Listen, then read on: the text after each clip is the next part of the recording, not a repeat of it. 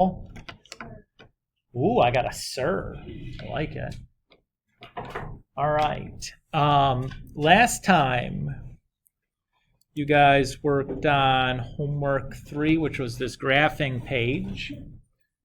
Did we have questions from the graphing homework? This, I think, was probably pretty straightforward for you guys. You seemed like you were pretty okay with what we did in class anyways. But if there's questions, I'm happy to do a couple if we need to.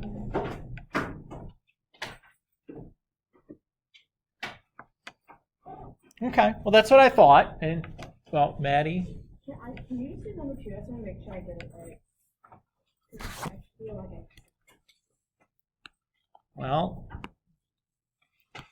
A is -3, H is negative, oops. I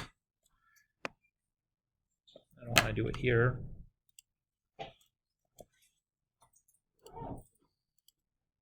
Do it here. All right, so A is -3, H is -2, and K is -4.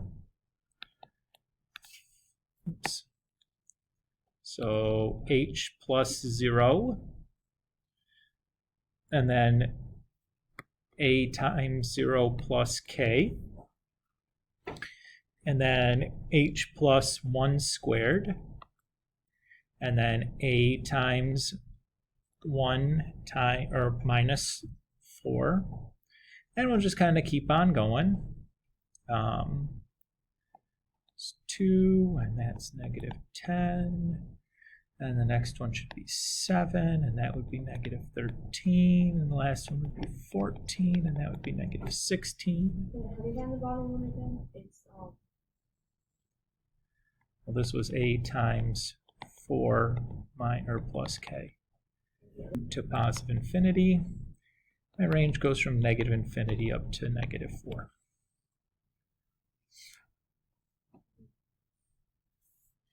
And then you plot your points and draw your graph or whatever, but I don't think I need to probably do that part. Is that cool? Mm-hmm. Again, this should have been pretty cut and dry, just following the forms that I gave you guys before, and it should have been pretty straightforward, right? NBD. It's nice to have the graphing be easy this chapter. Last chapter, some of the graphing was kind of rough. This is pretty easy, though.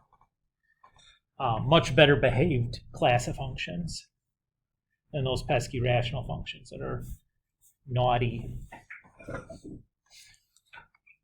Okay, so I think the last topic we have left to talk about is solving. So let's get after that.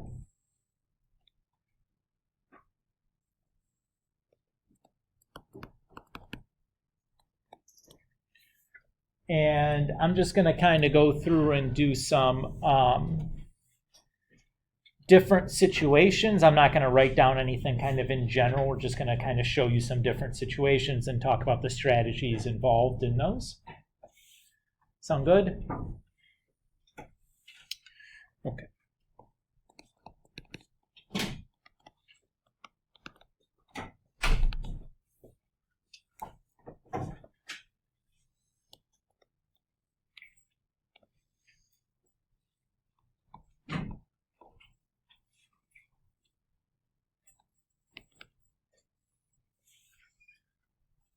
So let's say we have the square root of x plus 5 is equal to 6.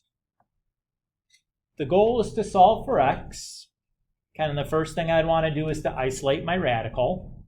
It's already done in this case. And then I would go next to squaring both sides to cancel out the radical.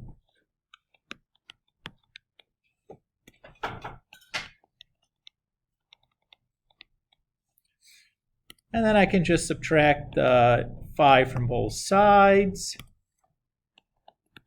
And I get my answer. We do need to be a little bit careful in these situations because it's possible to get extraneous solutions here, at least if you're dealing with even roots. If you're dealing with an odd root, that's no longer possible. But for even roots, we do need to make sure we're a little bit careful. But the check is really easy. All we need to do is plug x in and make sure we don't get a negative underneath the radical. In this case, it's pretty clear that when I plug 31 in for x, 31 plus 5 is positive, so no worries there. Is everybody okay there? Okay.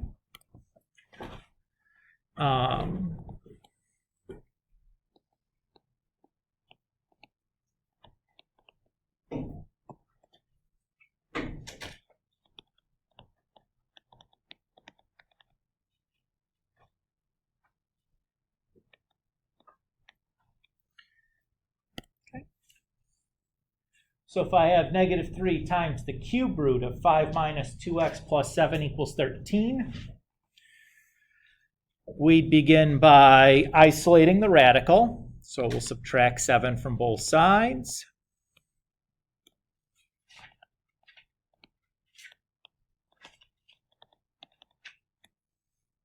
And then we'll divide both sides by negative 3.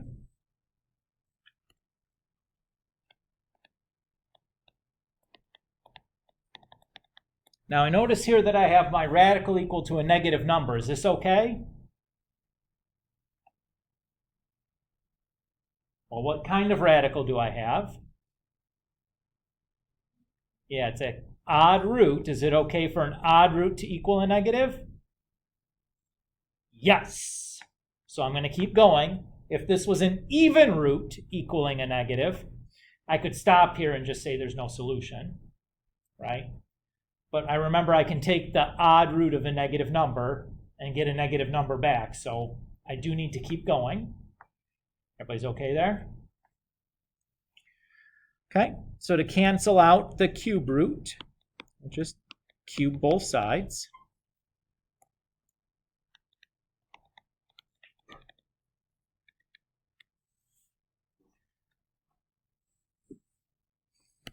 And then it's pretty easy, right? We'll just subtract the 5 and then divide by the 2. Or negative 2, I guess. Whoa.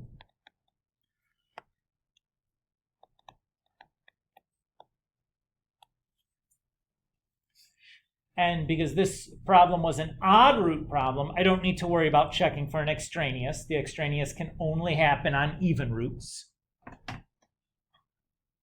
Everybody okay with this one? Again, not really much different than the first example. There's a little bit more like unraveling to do, but it was like nothing surprising, right? It worked exactly like we'd hoped things kind of worked. And pretty in keeping with our normal kind of solving algorithm. Nothing sneaky happened there, right? Okay, do they get harder than this, Mr. Kulik? Oh, heck yeah, they do.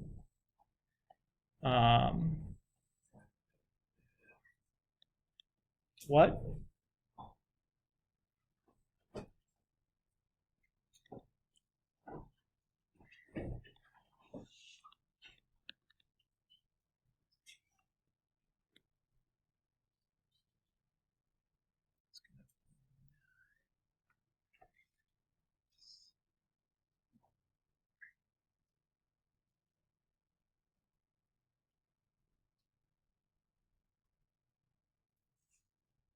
Okay, I think that's good.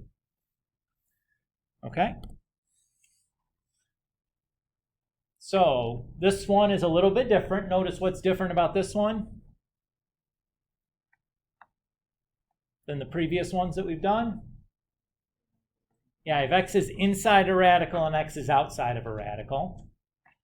So that makes life a little bit more challenging, but not so much so. So again, I'm going to start kind of the same way. I want to start by isolating the radical. So I'll just add 3 to both sides. In general, isolating the radical is a good first step. Almost always going to be the best first step. And now we got to get rid of this radical. So I'm going to square both sides. Now, x plus 3 squared, what does that give me?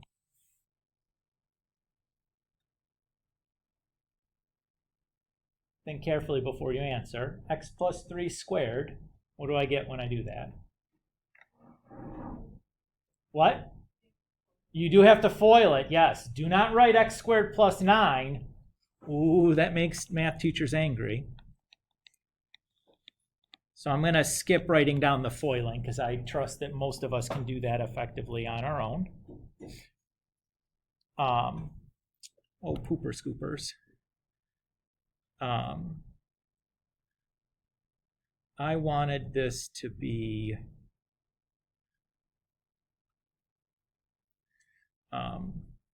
shoot.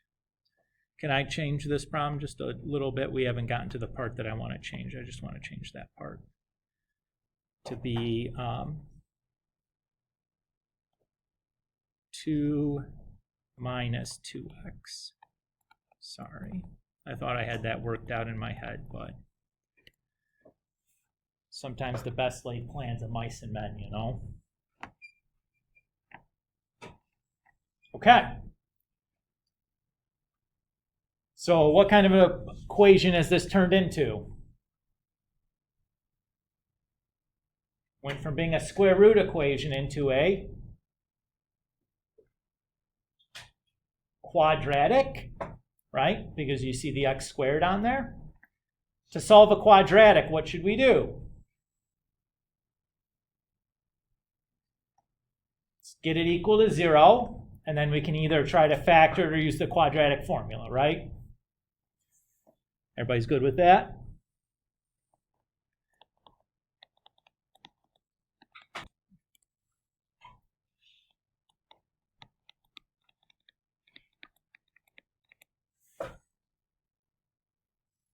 Okay. So far, so good. I guess first check, does this factor? You betcha. What's it factor to? Good, x plus 1 and x plus 7. Fantastic. So when I solve this, I get -1. Actually, let's not use red. And -7. Am I done? No! I do still need to check.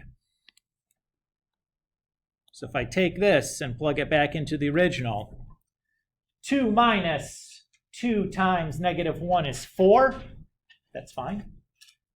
Oh. But we got to make sure that this one we have to do more than that. We have to check both sides. Sorry.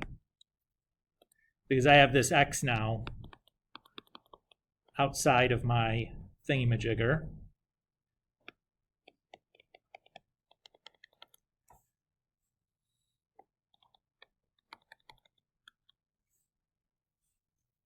That's okay.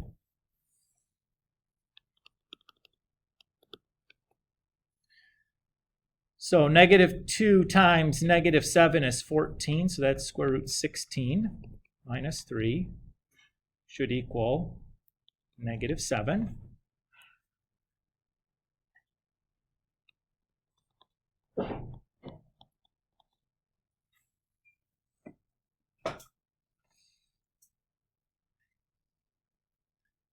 Well, that one didn't work, did it? Uh-oh.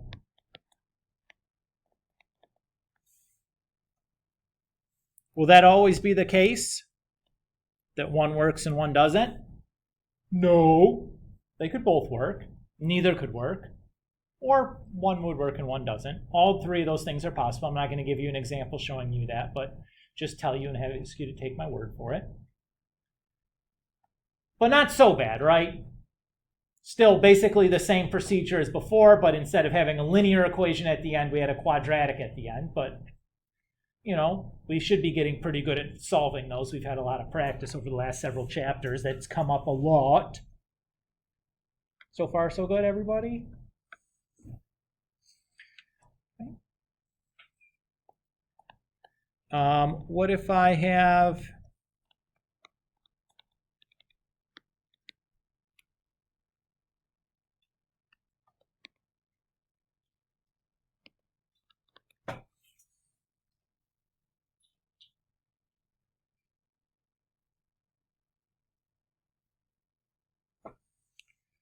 something like this, where I have x under two different radicals. Right? So before we've seen 1x only under a radical. That was fairly easy. We had a situation where we had 1x under the radical and 1x not under the radical. That got a little bit more difficult. Here we have x is under two different radicals. But this situation is not so bad. Again, we can start by isolating one of the radicals. That's already done for us. In fact, both radicals are technically isolated.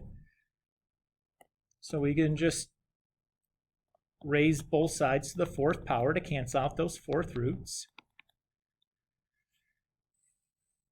And then we can just solve this like a linear equation, because that's all.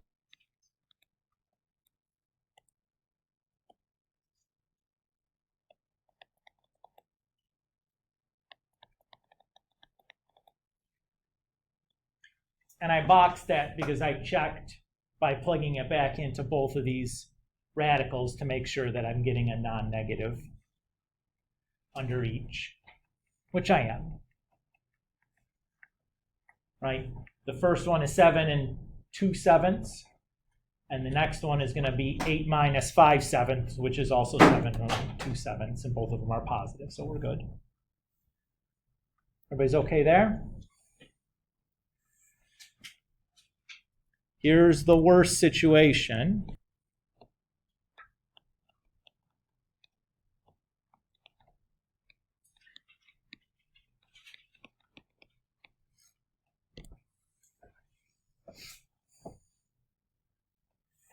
We still have some more situations to deal with, but I think this is the most difficult one.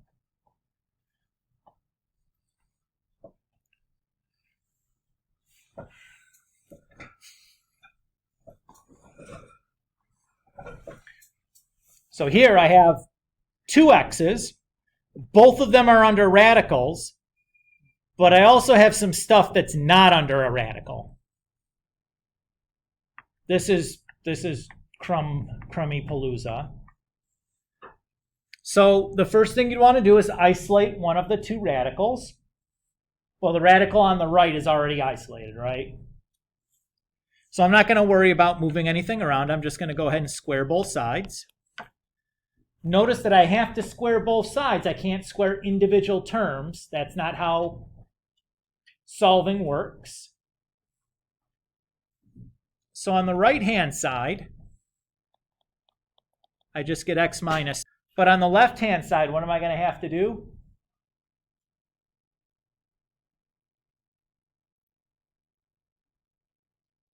I have to FOIL. Right? I have two things that are being added together, squared. Does everybody see that? All out, just so you guys can kind of see how that foiling is happening. That part in my head after this first time, but I figure it's a good idea for us to kind of show what we're getting and how we're doing the foiling. Because this is kind of a weird thing to foil, right? We're still okay?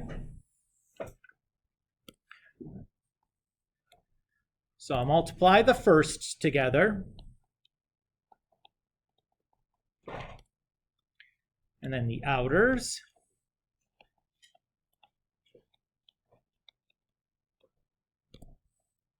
The inners.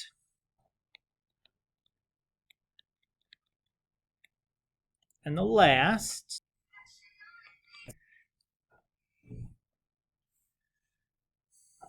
Everybody's okay with how I did the foiling there?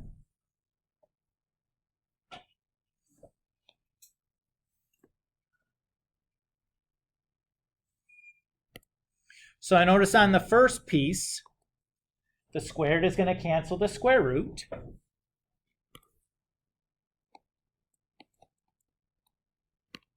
And then these two are like terms, so I can add them together. When it goes together,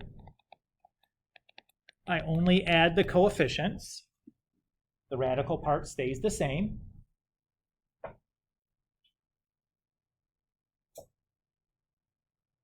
And then I'm going to go ahead and combine the rest of my like terms on that left-hand side.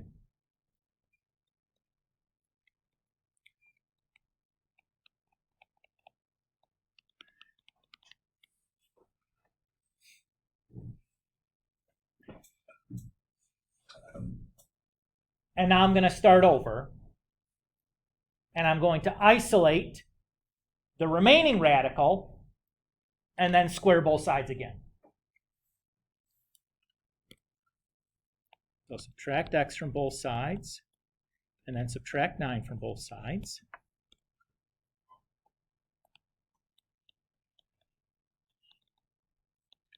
And this one was nice because notice that the x has disappeared there.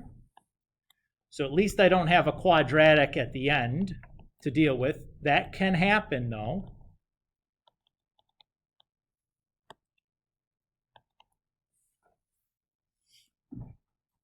Everybody's okay here? Notice, what could I actually say at this point? Yeah, how do I know there's no solution at this point already? Yeah, I have a even root equal to a negative number. That can't happen. Let's pretend that that's not the case. I picked a poor example. I didn't mean for this to happen. Yes, Amanda.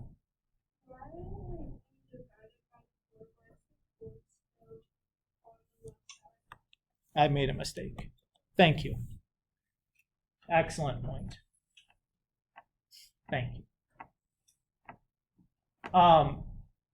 So we'll continue, even though we know there's no solution. We'll just kind of finish this out so we can see it. I picked a poor example. I didn't mean to get a no solution one to come up here, but when you're making them up, sometimes you just, you just made a goofer.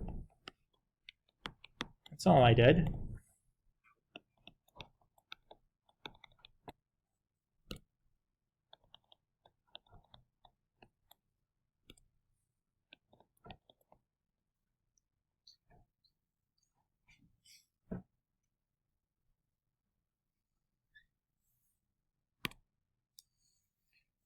And now when I go to check this, you have to go all the way back to the very beginning.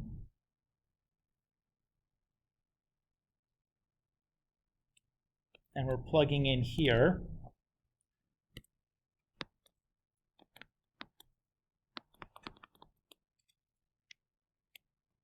So 4 plus 5 is 9. And 4 minus 3 is 1.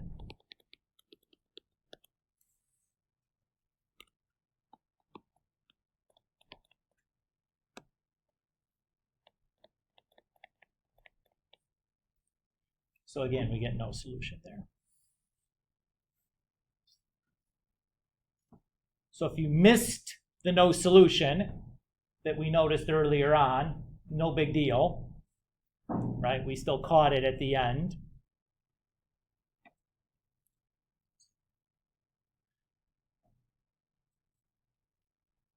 So far, so good. Should we do that again? It's a little bit intricate, right? We can do it again. We got a whole bunch of time, right? You guys didn't have any questions. We have 20 minutes, probably more than we usually do. Let's do another one like that. Sound good?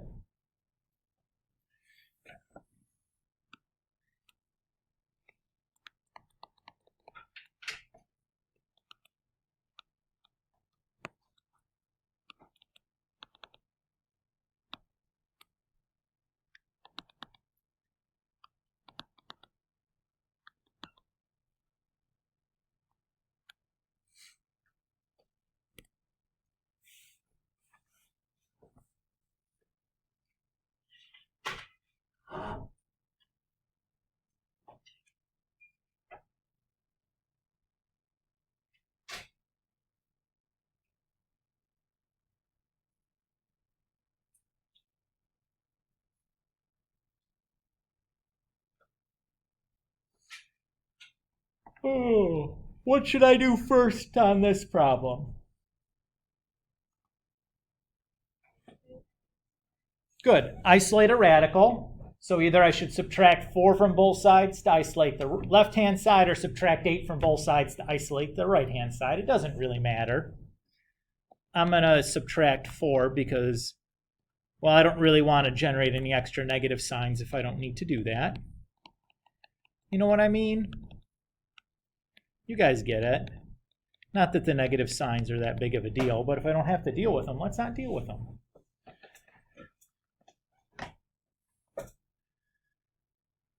We okay to here?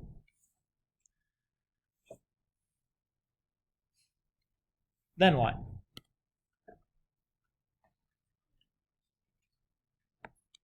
Yeah, we got to square both sides.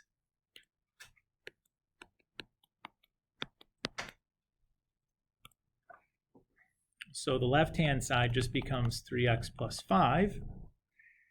And the right-hand side we have to FOIL out. Take a minute here and try to FOIL this out on your own. I'll write out what the FOILed out result is here in a second. But it'll be a good exercise for you guys just to practice FOILing that out once. You know?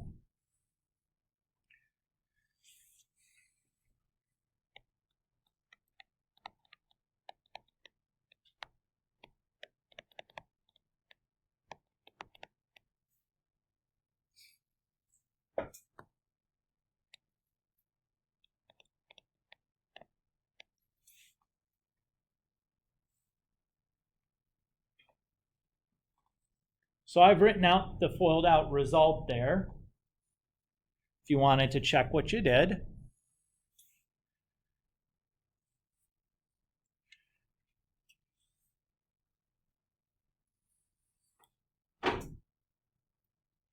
I did some combining already there. Not all of the combining, but, you know, some of it. All right, let's start moving stuff all into one side. So I'll subtract 16 and 7, and then add the 2x. Is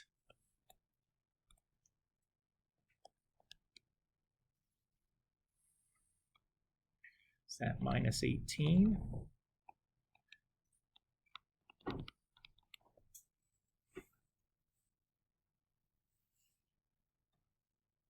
Everybody okay there? No mistakes yet? Again, if you think I made a mistake or forgot something, holler at me, be loud about it. Don't let me keep on going and do a whole problem wrong when you're like, oh, Mr. Kulik, I think you wrote down a 7 there instead of a 4. You know, like don't let me do that. If you don't notice, it's not a big deal. It's not like I'm yelling at you for it, but it's one of those like, if you think something looks funny, like say something, we can confirm whether I made a mistake or not. And sometimes it's just like I simplified something more than you were expecting, and sometimes I make mistakes, you know, it happens. Now I'm going to divide both sides by 8. Now I can't really reduce that piece on the left-hand side there, so I'm just going to leave it the way it is. And we'll deal with that in a minute. It's probably easiest to leave it the way that I've written it there, as just like one big fraction. And we'll show you guys how to deal with that in a moment. Everybody's still okay? What should I do next? Yeah, now it's time to square both sides as we've isolated the other radical.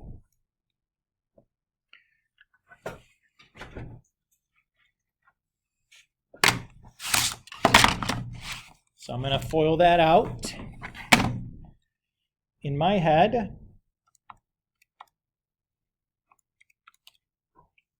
With a little help from my calculator.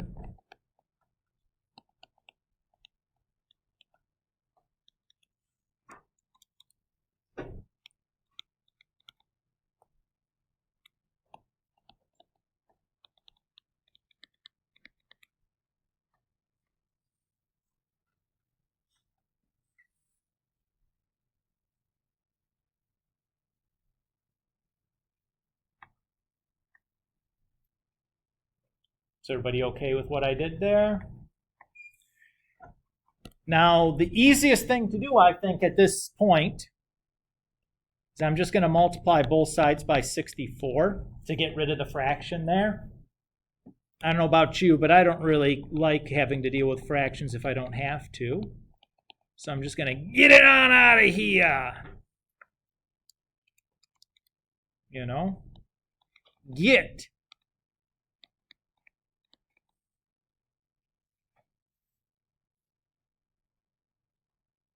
Everybody still doing okay? So far, so good. What am I left with here is a quadratic. So to solve this, let's get everything onto one side. And then, I don't know about you guys, but I'm not even going to try to go about factoring this thing. The numbers are too big for me. I'm just going to go straight to quadratic formula town. You know what I mean, guys?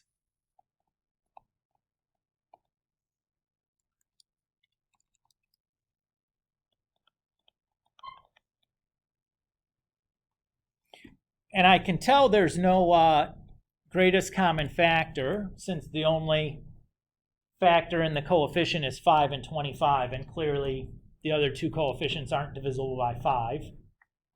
You know what I mean? So, quadratic formula, I get x equals negative b plus or minus square root b squared. I guess I'll put the negatives in. Minus 4ac all over 2 times a. So let's see, 52. And 52 squared is 4 times 25 times 124 is, times a negative 124 is 15,104 yuckarooskies. Well, let's see if we can reduce that radical at all.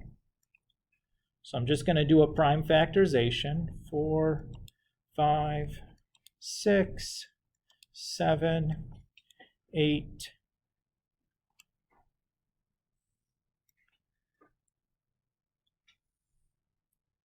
So this is 2 to the 8th times 59.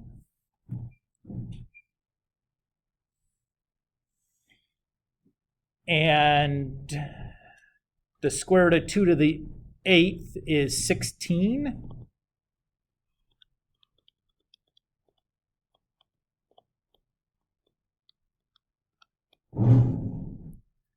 And if I reduce that down, then I can say I have 26 plus or minus 8 square root 59 all over 25.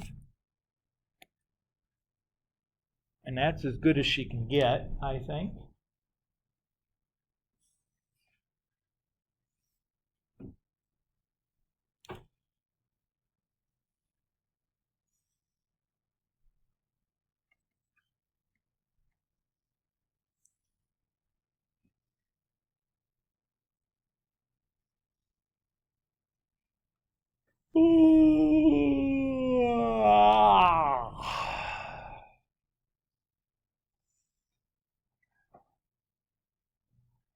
What do you think?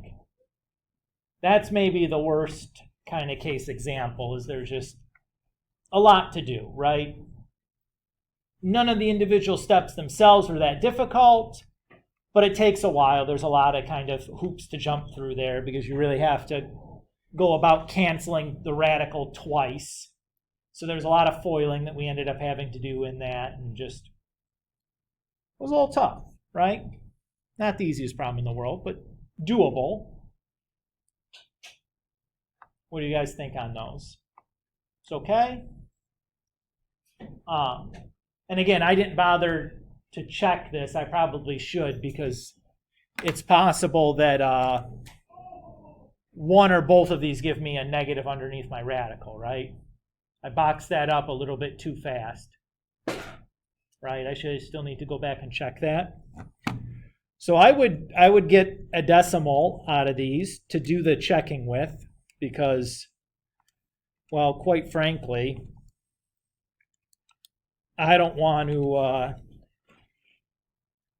be hassling around with trying to simplify something with that bad mama jam in there. So yeah, let's just do it and show you what I'm doing.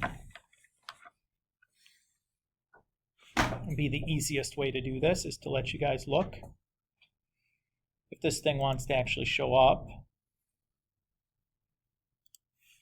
Open emulator, I say so. There it is. Okay. So this is the way that I would do it. So I'm going to use my fraction command.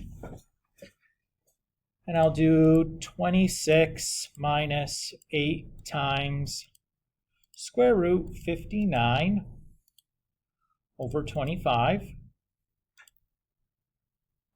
And then I'm going to store that answer into the variable a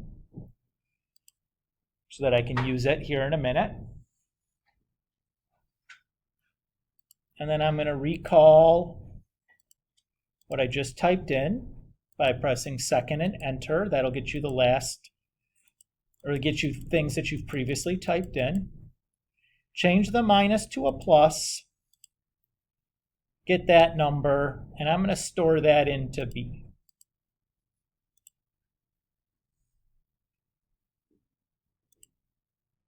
So back to the original problem, because I don't remember what I wrote down.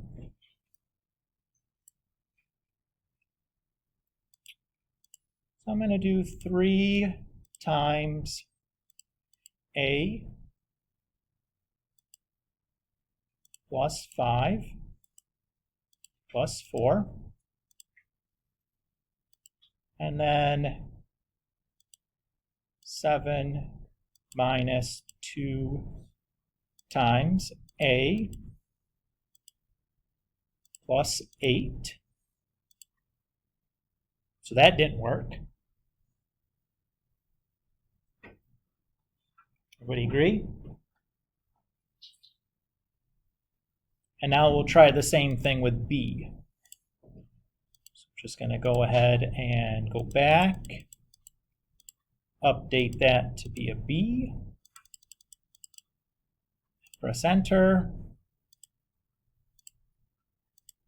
and go back to this one, update that to be a b and press enter. That one didn't work either, so I would say that this is no solution.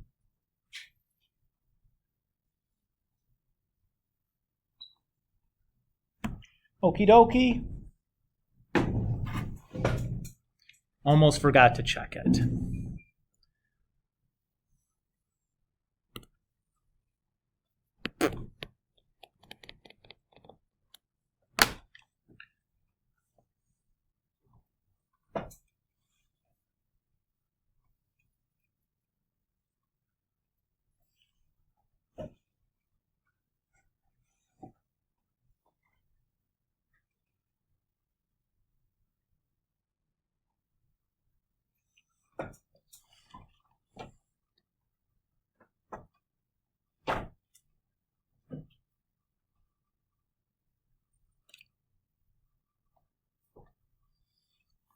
Okay.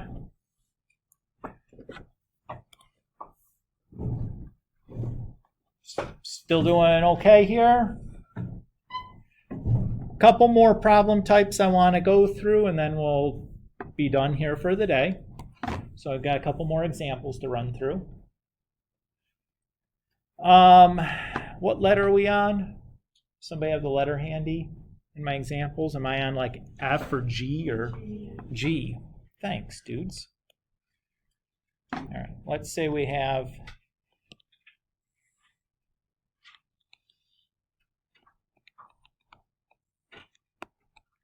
actually do this.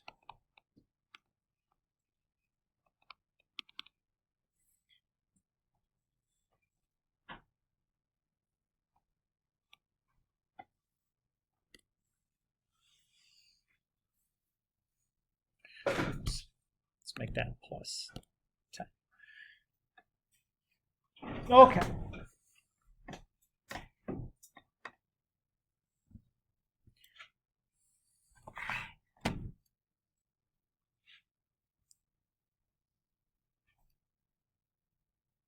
So here, instead of a radical, I have a fractional exponent, right?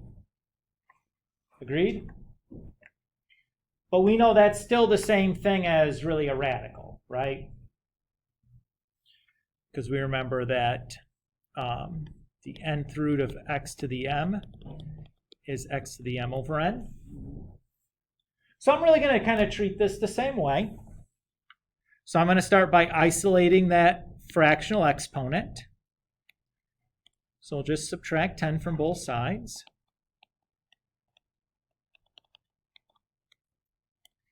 Then we'll divide by -3.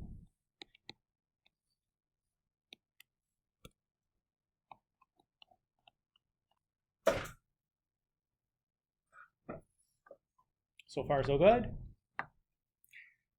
And then what exponent is going to cancel out 3/4?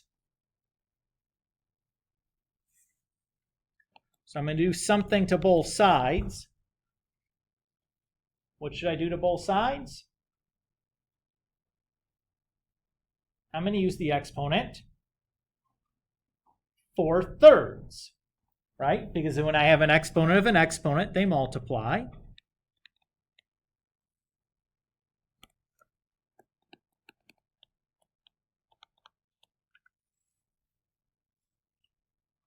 Now 6 to the 4/3 can simplify a little bit, right? I can think about 4/3 as 1 and 1/3. Think about that as really 6 to the 1st times 6 to the 1/3. And obviously the cube root of 6 we know can't simplify anymore, right? So there we go. Is that okay? Maybe, maybe not. I don't know. You guys aren't talking much. But the procedure should feel fairly similar, right? We're still just kind of following the reverse order of operations, our standard solving procedure. Nothing kooky happened there. E, F, G, after G is H, right?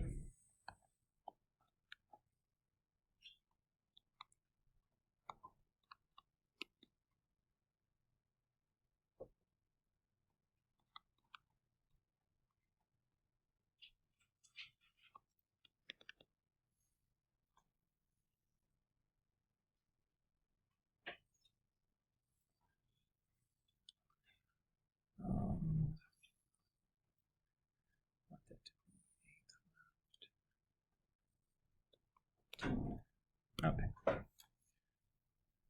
So let's say we have -2 times the quantity of 2 minus 4x to the 2/5 minus 6 equals 10. First thing, I want to cover a couple of things that you absolutely cannot do. Cannot distribute the -2 in. Very bad. Violating the order of operations because you're multiplying before you do the exponent. Right? Everybody see that? Second thing that you cannot do, cannot distribute the 2/5 to both pieces of the parenthesis. Again, exponents, not distributive. Do not do that. We need to treat this problem the same way we did the previous one. We need to start by isolating the piece with the or that fractional exponent on it. So add 6 to both sides.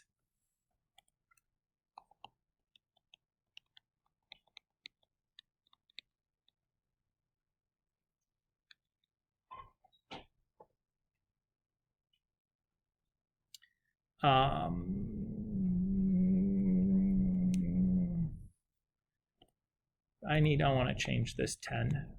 Sorry. I want that number to be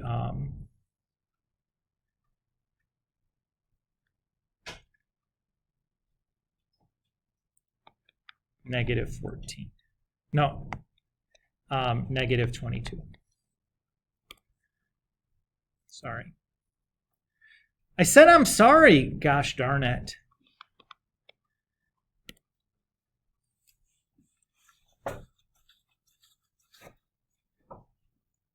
Okay. Then we need to divide by the -2.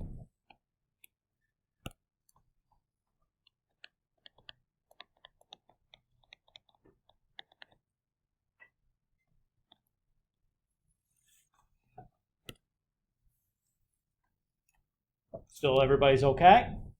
Nothing surprising so far, right? Especially after we isolated, or after we made sure to note the things that we absolutely cannot do. To get rid of that 2/5, what exponent do I need to use?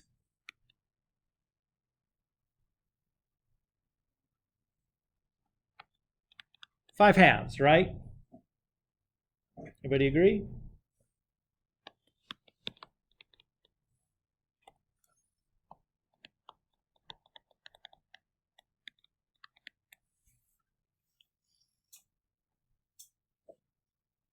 Now, what I've written here is not completely correct. And it's not, the problem here isn't that there's more to do, and there absolutely is, but there's something that I have missed. And going from the previous step to that step, this is a super common mistake that if I don't point this out, students almost never catch this on their own.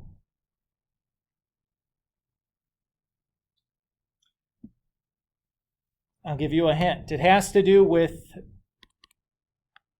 this exponent that I did to both sides.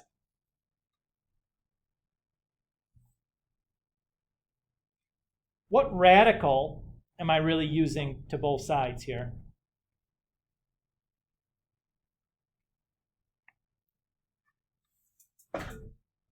So if I have like x to the 5/2, that's the same thing as what root of what? It's the square root of x to the 5th, right? Everybody agree? So I just square rooted both sides, correct? What do I need to have when I square root both sides of an equation? I need a plus or minus. Oof!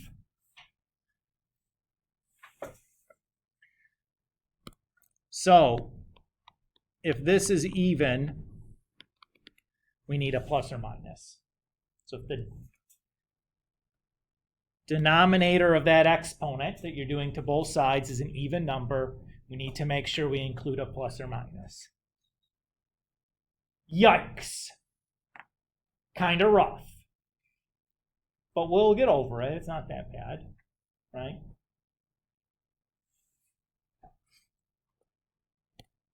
Everybody feels okay as to where the plus or minus came from.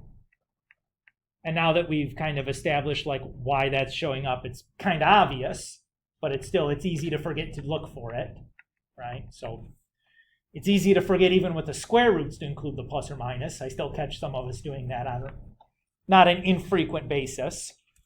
To not write down a square root and still have to remember the plus or minus is even tougher. All right, so 8 to the 5/2. That we can clean up quite a bit. So let's do that. 8 is 2 to the 3rd. So exponent of an exponent I multiply, that gives me 15 halves, right? Which is 7 1/2. So this is really plus or minus 2 to the 7th times square root 2.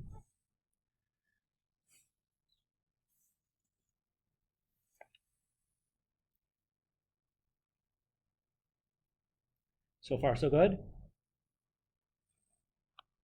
I'm just going to copy the rest of this down.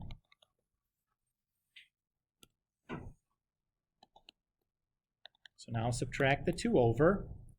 The 2 can't get subtracted from that 2 to the 7th because they're not like terms, because the minus 2 doesn't have a square root attached to it. 2 to the 7th is just 128, so I'm just going to write it as 128 there, just to make this look a little neater. And we'll divide by -4. So we have x equals 1 plus minus. Really, I guess it would switch. Minus plus, if you want to be really precise about it. Square root 64 over 2. And that's a 2 now, when I reduced.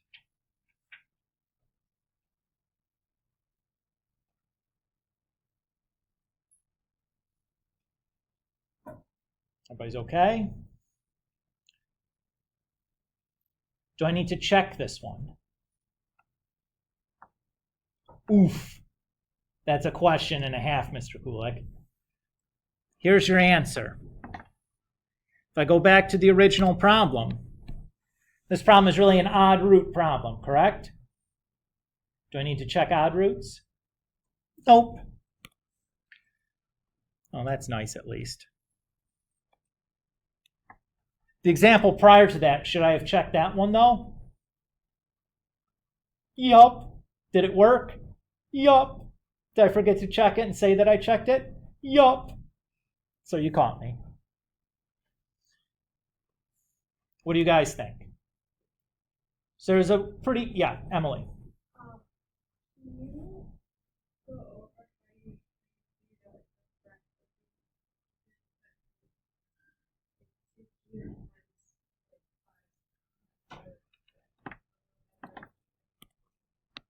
Sure, you just want to go through that in a little bit more. Sure. So when I have an exponent of an exponent, the exponents multiply. So that's really like 3 over 1 times 5 over 2. So that exponent is 15 over 2.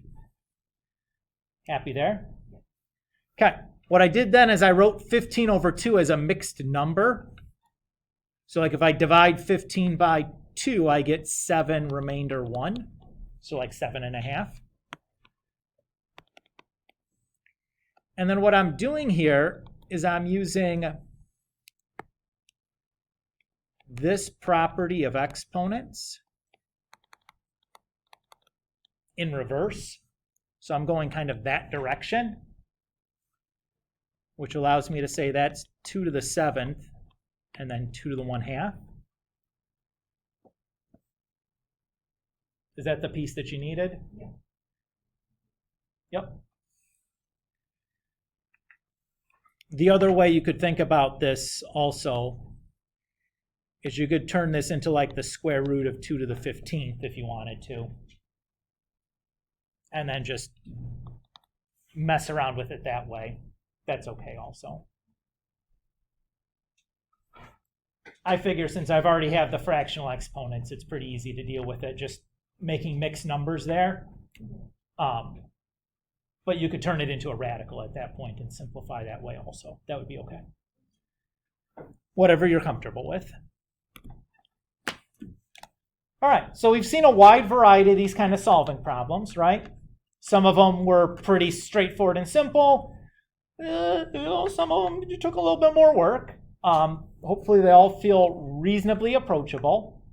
I don't have the assignment put together yet. I need to go back and look at what I made for last year and make sure I've revised it appropriately. But I'll have that posted here by the end of the day. But that's it for this topic. And let's think here.